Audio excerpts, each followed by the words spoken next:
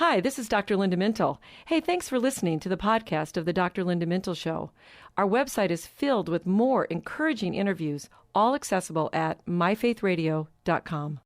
Doing life together, reaching out with hope, encouraging one another, each step along the road.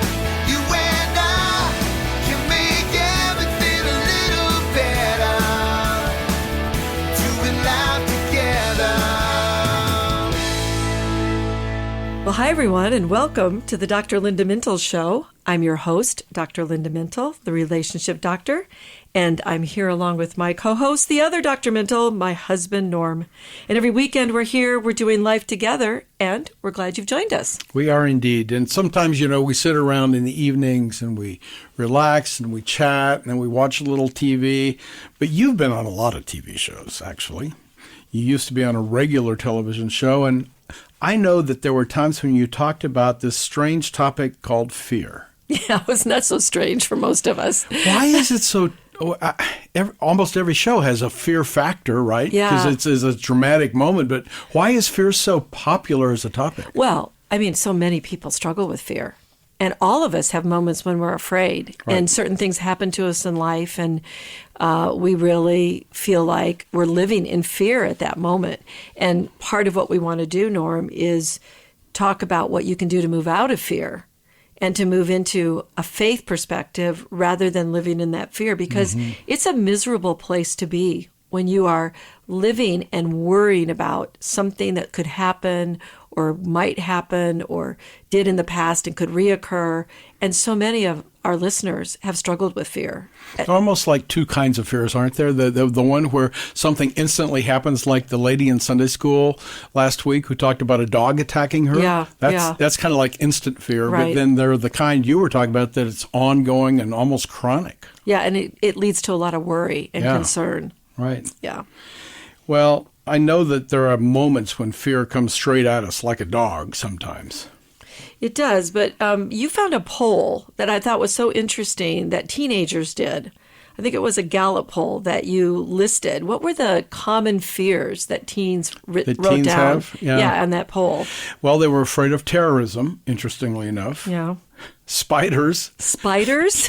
Spiders made the list? I don't know. Our kids are both terrified of spiders, so I don't know how that happened. And I don't really understand that one at all, but they are both very afraid of spiders, yeah. Death, I get that Okay. one. Failure, I get that. Mm-hmm. War, we haven't had war in most teenagers' lifetimes. Well, it's Afghanistan and Iraq, and that's true. there's always a threat of war. Yeah. And it's in our living room 24/7 or on our phone. Yeah. A lot of teenagers were afraid of heights. I'm not sure how that happens if you haven't felt like you're going to fall, but maybe. Okay. Crime and violence, I get that. The fear of being alone, that one makes sense to me for teenagers. It does. And a lot of them had fears about the future and a nuclear war and what might happen toward the end of things. Those don't sound like they're exclusive to teens, a No, lot they of what don't. you're bringing up. And whatever fears we have, we really need to be intentional about not letting that fear grip us and interfere with our daily life, because that's when it becomes problematic, is when it's causing you not to function the way you need to, and it's impairing you in some way. A couple of years ago, there was a bombing in Nashville, and our daughter lives there. How did you react? Oh, my gosh. When I heard that, the very first thing I did was try to get a hold of her and find out where she was and was it near her. And I did have a moment of fear. But what you want to avoid is for that moment then to be a persistent type of fear that whenever she's out and about, You're worried. I'm worried that something terrible is going to happen to you. What about the kind of weird one where you hear a bump in the night? And it's like you have that fear at night. You go, oh, what was that? Okay, I got it. So that one is hard for me because when I was babysitting one of my cousins years ago, it's like, You were a kid. eons ago, Yeah. right. And I remember it was a stormy night, and I was sitting in the living room watching TV, and all of a sudden the door opened up. And it was dark out there, and this door just opened up, and I couldn't see who was. There was nobody there, but Norm, I was I froze. I was so terrified at that moment, thinking that somebody had broken into the house. And that kind of fear is pretty daunting. And I have to say, it took me a little bit of time to go back and want to do that babysitting again, because I didn't know what that was about. I never did. I think it must have been the wind or something. Maybe I didn't close the door. I don't know. Sure. You've talked about this 90-second thing. What's that? Oh, the 90 seconds that it takes to sort of calm yourself down. So there's a biological reaction that happens with fear. And if you could just wait out the 90 seconds, then your brain has a little bit more of a chance to think, and you can identify what it is, and you can stop that ongoing fear with a few techniques. Okay, but a minute and a half doesn't work when you're in an instant crisis. Right. Well, so what it is, so there's this thing called the amygdala hijack. And, Okay. and the amygdala is a part of your brain that is the emotional part of your brain. And that's where it's kind of the fear center of the brain. Right? So when something bad like that happens, and they call it, you flip your lid, you just get really scared and you don't know what to do. If you can distract your mind at that moment, because you don't know what it is, you just feel bad. But if you can count backwards to 10, if you can tell yourself to name 5 cities that begin with the letter A, if Albuquerque, Amarillo. I'm sorry. yeah. If you, at that moment when you're feeling afraid, if you can do something distracting like that, what happens is it calms down that amygdala because it engages the thinking part of your brain. And so when you feel that feeling, even something really simple like deep breathing will get you to relax and calm. Okay. But isn't it true that fear sometimes is a warning system and we need it? Kind of like pain. It tells you that there's something wrong and you need to... Yeah, it's an alarm. It's an alarm that the body, it's a beautiful way God designed us. He built in that alarm system. It moves us to action. But again, when it turns into panic or worry or anxiety, you're no longer reacting to real danger. It's anticipated danger or something that you're thinking about that could happen to you. You might get hit by a car. You might get struck by lightning. You might lose your money in the stock market. That's an anticipated fear that is not, it doesn't help us in any way. In fact, it's ungodly. Right, because God says what? We all know that verse. What? He hasn't given us a spirit of fear, but of power, love, and a sound mind. And he doesn't want us to live in that kind of fear. Right. Wow.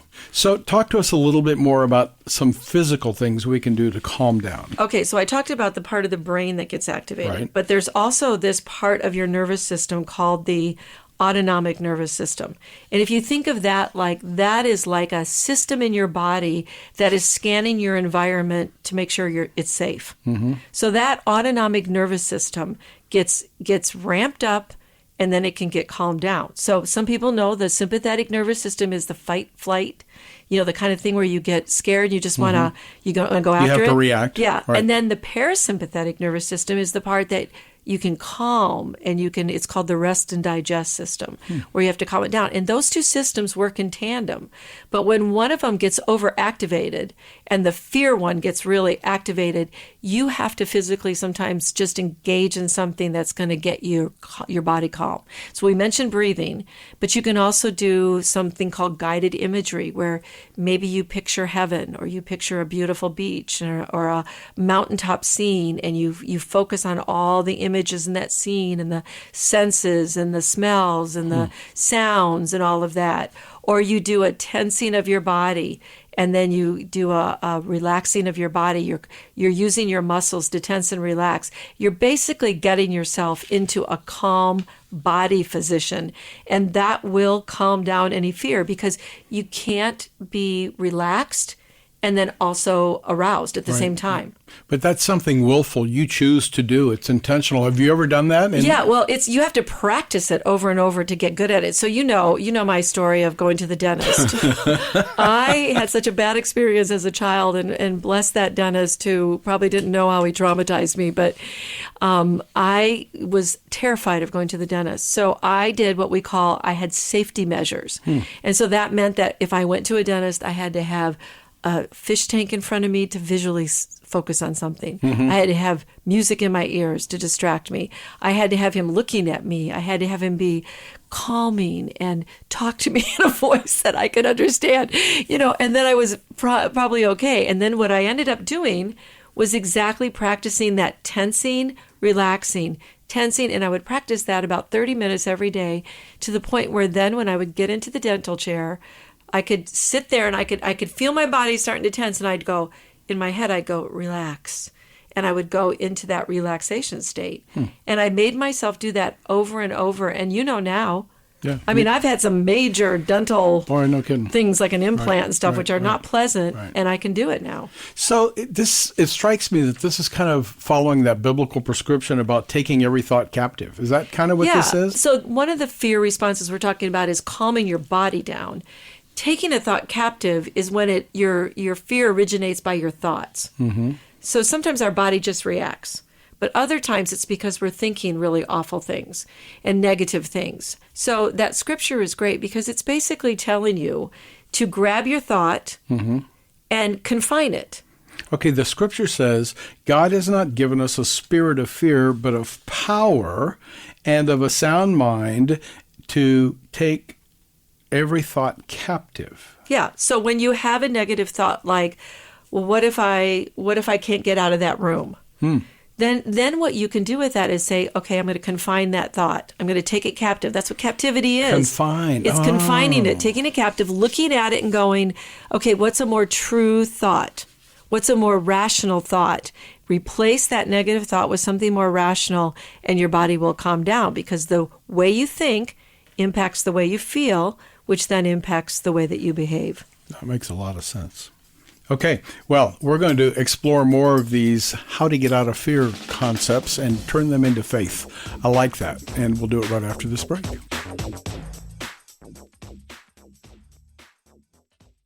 Is every spare minute of your life filled with some activity, event, or demand? If so, you could be suffering from a very common American disease. It's called overcommitment, and it has seeped into every area of our lives. I'm Dr. Linda, the relationship doctor, and yes, I'll admit it, I've fallen prey to overcommitment in my life just like I imagine you have. Saying no occasionally is the best defense against overcommitment. But if it's too late and you're already overcommitted, here's a little tip to help you make it through. In the busiest days, you can still stop and take 5 just for yourself. When your heart is racing and your thoughts are whirling inside your head, your effectiveness just plummets. But if you'll pause right in the middle of all the hubbub, maybe close your eyes, breathe deeply, and remind yourself that the current task will be completed, you'll feel an immediate sense of relief. Then you can head back into the job at hand with renewed focus and energy. And when the next chance comes to overcommit, it comes your way, you can work on your priorities by just saying, hey, no. Hello and welcome back to the Dr. Linda Mintle Show. Our topic today is one that we've all experienced in life, and that's the fear factor. I mean, there's just TV shows named Fear Factor. I hate those kind of shows where they try to scare you on purpose. But a lot of people like them. Well, I do, and people go to horror movies. I know. It's creepy to me.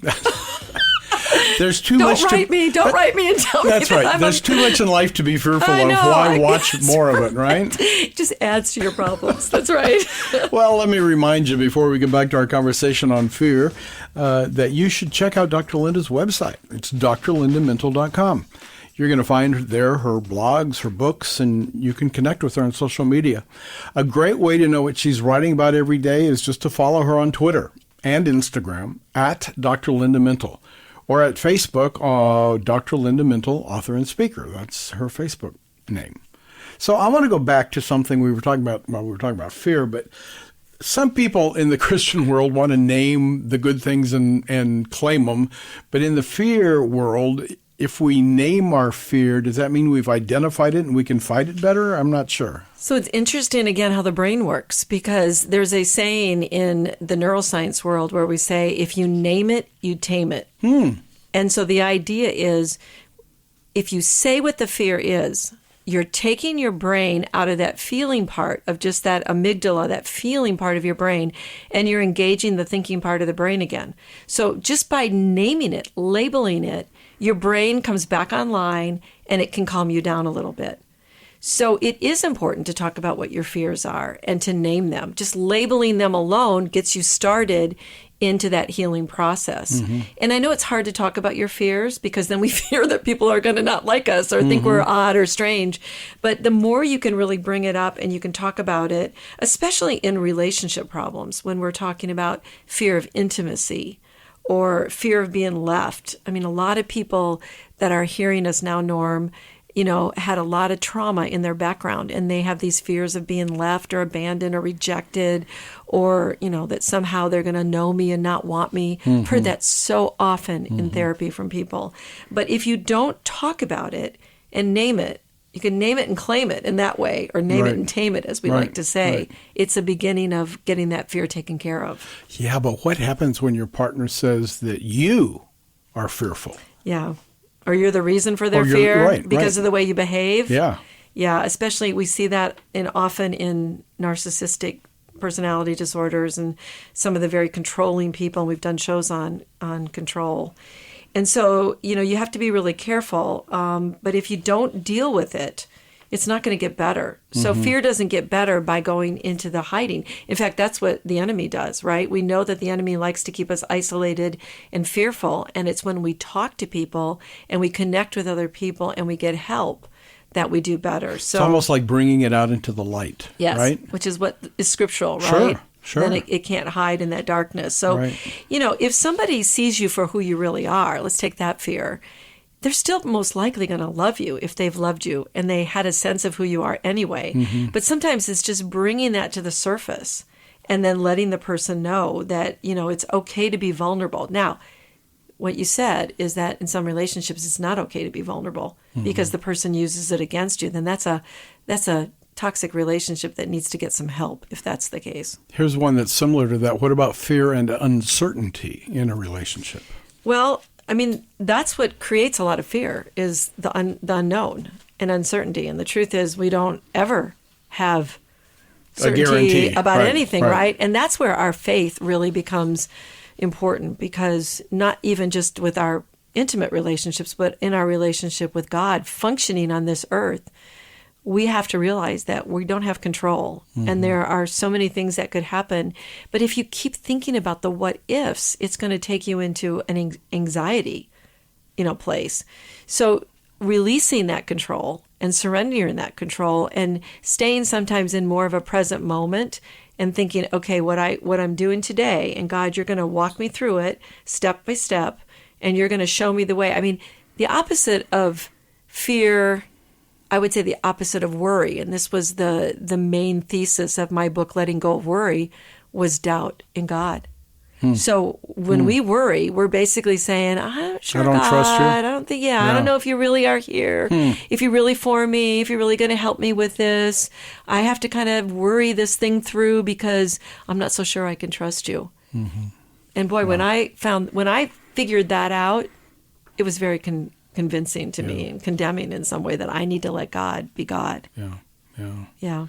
This seems to me to speak loudly for the need to have a friendship and a relationship with your spouse before you get intimate and fall in love. That seems, at least you'd get to know each other, and some of those uncertainties would be taken care of. That's true. And that it does make it look that when I was talking about your autonomic nervous system, it's always scanning the environment for safety. Well, when you have a significant other that you feel safe with, then everything in your body calms down, and then you can have these more rational conversations. So again, part of that relationship that you're looking for in a friendship is someone you feel safe with, who you can share with, you can be vulnerable with, you can trust. And we know that's true of God, but we want to have that with other people as well. Right. So we've heard people called conflict avoidant, but are a lot of people just avoiding these kinds of conversations because of fear? Yeah, it's sometimes it's the underlying factor, and again, avoidance doesn't get anything solved. And who wants to live in fear all the time? It's an awful place to be when you're doing that. So again, not avoiding the problem, bringing up the problem, having the courage, maybe getting someone else to help you with bringing that up, a therapist or somebody, but that's going to start the healing. That's good.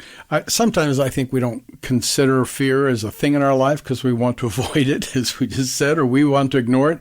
But I remember there's a great quote from President Franklin Roosevelt that he used during his first inaugural address in 1933. And he was in the middle of the Great Depression. He said, "The only thing we have to fear is fear itself."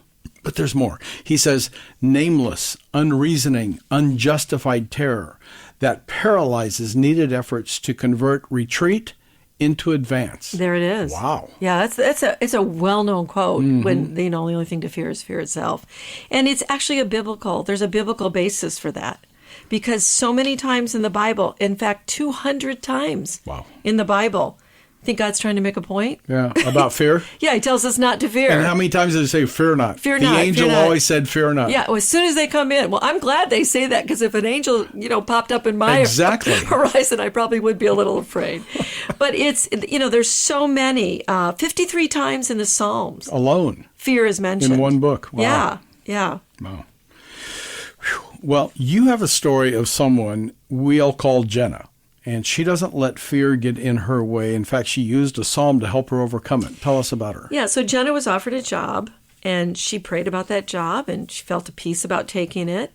And during her first few months, Norm, she began to notice a lot of problems. And she felt like the organization was somewhat dysfunctional, including her boss, who wasn't really very kind. And she started to get fearful. And she had these thoughts like, did I make a mistake? Should I have taken this job? And she knew the position was important to what she wanted to do in her career path. So, when she first thought about it, she thought, yes, this is a solid decision.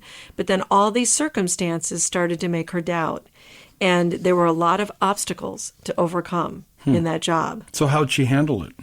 Well, she needed to rehearse, first of all, why she took the job.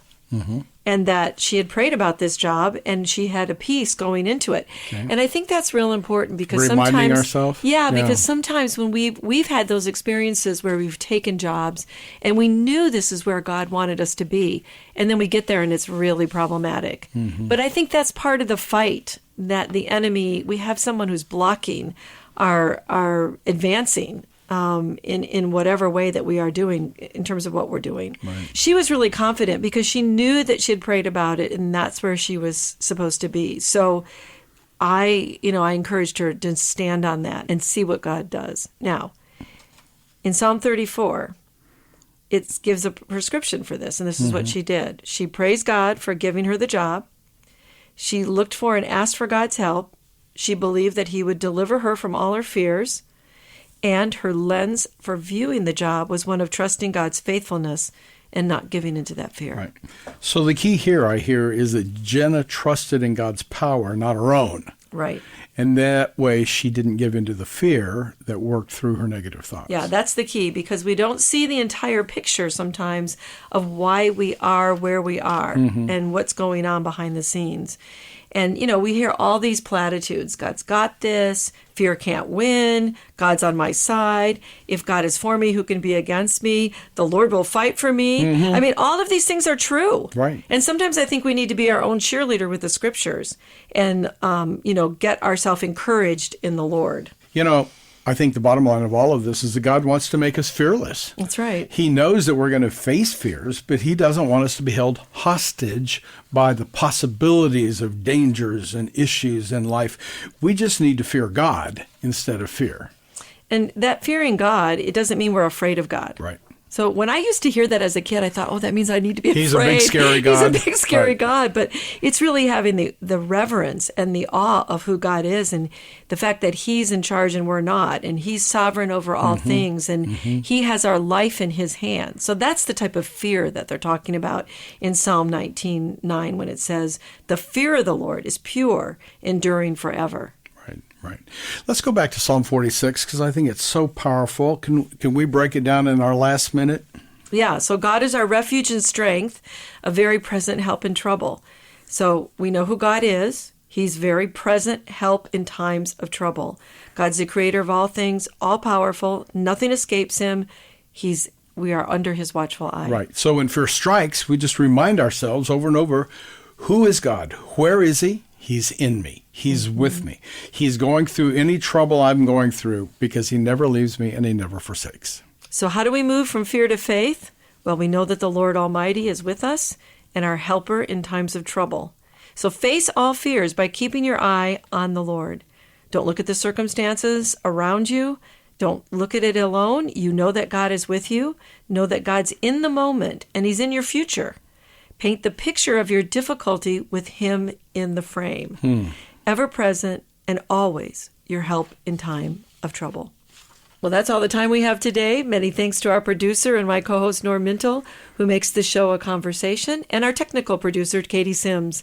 From all of us here at Faith Radio, hey, we'll talk to you again next weekend.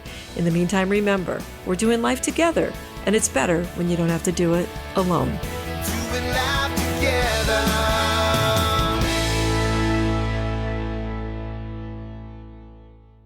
Well, thanks for listening to this conversation from the Dr. Linda Mintle Show. These podcasts are available because of listener support. You can make a gift now at myfaithradio.com. And thanks for sharing this audio link with a friend and helping us grow the impact of the Dr. Linda Mintle Show. Also, take a moment to subscribe to the podcast today at iTunes or your podcast player, and you'll never miss a show.